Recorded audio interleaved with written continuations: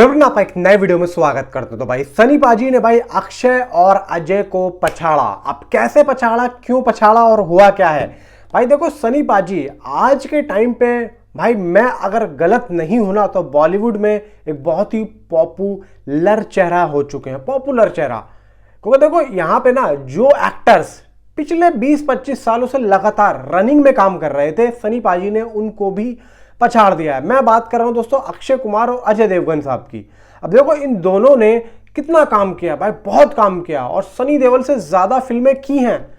अब इन दोनों ही एक्टर्स को नेटफ्लिक्स वालों ने कभी भी अप्रोच नहीं किया और इतनी बड़ी फिल्म को यहां पे बनाने के लिए।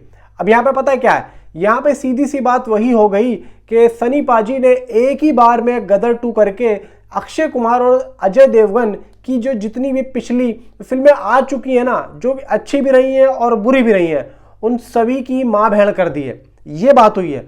और मैं इसमें भी कहने पे गलत नहीं हूं कि भाई सनी पाजी ने गदर 2 के बाद में जो दोबारा से नाम कमाया है वो कहीं ना कहीं जो उनका पिछला था उससे कई ज्यादा कमाया है। क्योंकि पिछली जो ऑडियंस थी उनकी वो तो थी ही थी, लेकिन आने वाली जो अभी की जो जनरेशन है उसमें भी भाई इजाफा हुआ है और वो लोग भी अब जान रहे हैं और वो लोग भी सनी देओल की कुछ पिछली फिल्में भी यहाँ पे देख रहे हैं कि सनी देओल एक्चुअली में क्या करते थे, किस तरीके से काम करते थे और किस तरीके से वो डायलॉग्स को बोला करते थे। ये आज के टाइम पे भाई सनी पाजी का हो रहा है। और जब ये बात निकल के आ रही कि सनी पाजी ने अक्षय और अजय को पछाड़ दिया है, उनको मतलब एक तरीके से भाई बिठा दिया है। आज के टाइम पे जो अक्षय कुमार और अजय देवगन फिल्में कर रहे हैं वो कहीं ना कहीं सनी पाजी अगर देखते होंगे ना तो वो यही कहते होंगे भाई ये लोग क्या कर रहे हैं। आज के टाइम पे सनी देओल एक बात बोलते हैं कि ना तो भाई मैं कोई रीमेक वर्क करना चाहता हूं, ना ही मैं कोई एडॉप्टेशन वर्क करना चाहता हूं। मैं एक स्पेशल और एक ओरिजिनल स्क्रिप्ट और एक अच्छी स्क्रिप्ट पर काम करना चाहता हूं। अब ये सनी पाजी का कहना है। क्योंकि देखो अभी के टाइम पे अगर वो सोच समझ के चल रहे हैं ना, इसी वजह से उनका जो लाइनअप है इसी वजह से तगड़ा है। अब इक्का फिल्म आ रही है, चलो मान लिया भाई वो थिएटर में नहीं आएगी, वो सिर्फ नेटफ्लिक्स के ऊपर रिलीज होगी, ठीक है। लेकिन यहां पे सनी पाजी उस कंटेंट में भी एक ओरिजिनल स्क्रिप्ट लेके आ रहे हैं, उसमें भी भाई उस तरीके से काम कर रहे हैं जिस तरीके से भाई ये लोग अजय और अक्षय साहब भाई थिएटर वाली फिल्मों पे भी काम नहीं करते हैं। अब देखो ना, दे दे प्यार दे 2 आ रही है। आप मुझे बताओ कि दे दे प्यार दे 2 का क्या कोई इतना हाइप है, क्या कोई इतना बज़ है, क्या कोई उस फिल्म के बारे में बात भी कर रहा है? भाई कोई बात नहीं कर रहा है। इसका मतलब देखो साफ होता है कि अभी अगर सनी पाजी की नेटफ्लिक्स के ऊपर कोई सी फिल्म आ जाए या इक्का ही आ जाती और दे दे प्यार 2 से अगर ये सीधा क्लैश कर देते वो थिएटर में और ये नेटफ्लिक्स के ऊपर, तो मैं आप लोगों को लिख के दे रहा हूं, इस बार तो लिख लेना मेरी बात को। ट्विटर पे, सोशल मीडिया पे ज्यादा बात इक्का की हो रही होती, ना कि दे दे प्यार दे 2 की। क्योंकि इन लोगों ने अपना जो एक नाम है ना वो कहीं ना कहीं भाई खराब कर दिया है। ये लोग उस तरीके से काम अब बिल्कुल भी नहीं कर रहे हैं जिस तरीके से ये लोग करते थे। मैं अगर 2000 से 2010 की बात करूं तो अजय देवगन साहब ने अच्छा काम किया है, लेकिन उस दौर में सनी पाजी का नाम एक तरीके से धीरे धीरे डाउन हो गया था। मैं मानता हूं चलो भाई इन लोगों को फिल्में मिलती रही, सनी पाजी को नहीं मिली, लेकिन आज के टाइम पे अगर सनी पाजी ने दोबारा से कमबैक किया है तो भाई कुछ सोच समझ के ही किया है। अब इक्का फिल्म के अंदर भाई 50 करोड़ रुपए सनी पाजी को नेटफ्लिक्स वालों ने दिए हैं, 7 करोड़ रुपए अक्षय खन्ना साहब को दिए हैं। अक्षय खन्ना इस फिल्म के अंदर एक बहुत ही खतरनाक, एक बहुत ही जबरदस्त तरीके से भाई एक विलन के रोल को प्ले कर रहे हैं, जो कि सनी पाजी को टक्कर देगा फुल। भाई इस तरीके से अपडेट आ रही है फिल्म की कि 150 करोड़ का बजट, सिर्फ और सिर्फ 150 करोड़ का बजट है।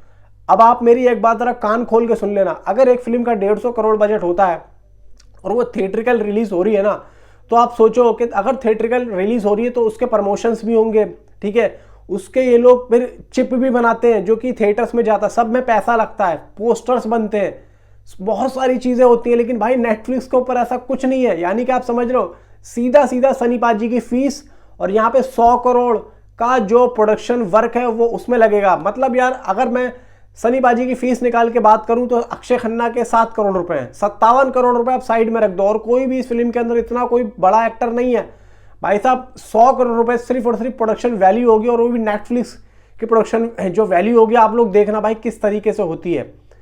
100 करोड़ सिर्फ और सिर्फ इसकी प्रोडक्शन वैल्यू होगी, और अगर एक 100 करोड़ की फिल्म, 100 करोड़ भाई जाट बनी थी, जाट के लिए ये लोग कहां कहां लोकेशन पे गए, इधर गए उधर गए यहां गया, पैसा खर्च हुआ, ठीक है, पैसा खर्च हुआ, ठीक है, चलो ठीक है, फिल्म शूट होने में पैसा खर्च हुआ, लेकिन उसके बाद में जब थिएटर का रिलीज के लिए जाते हैं, इधर जाते हैं उधर जाते हैं, उधर फोन करते हैं इधर फोन करते हैं, भाई टेंशन होती है, मारा मारी होती है, भाई पैसा भी खर्च होता है उसमें।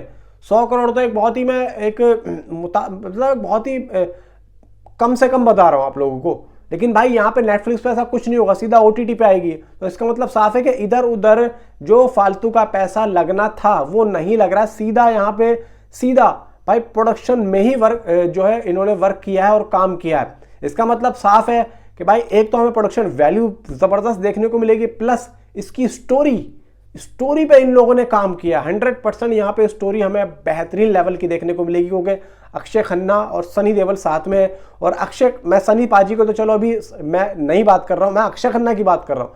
अक्षय खन्ना कभी भी किसी भी नॉर्मल स्टोरी पे काम नहीं करेंगे, वो हमेशा उसी पे काम करते हैं जिसमें भाई थोड़ा सा ऐसा होता है कि पब्लिक का दिमाग घूम जाए, जैसे कि दृश्यम, जैसे कि छावा। आने वाले टाइम में अभी प्रशांत वर्मा के साथ भी काम कर रहे हैं साउथ में, और अभी ये कर रहे हैं, अभी मुंबई में इस फिल्म की शूटिंग चल रही है।